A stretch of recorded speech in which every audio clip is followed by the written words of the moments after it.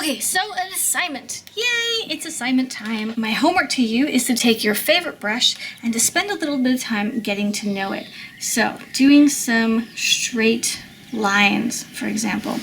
Learning how to make pointy lines that come to fat lines that go back to pointy lines. And doing this over and over and over. You don't have to use paint, just like I'm doing here. You can get away with just using paper, straight paper, and just go for it. See what you get.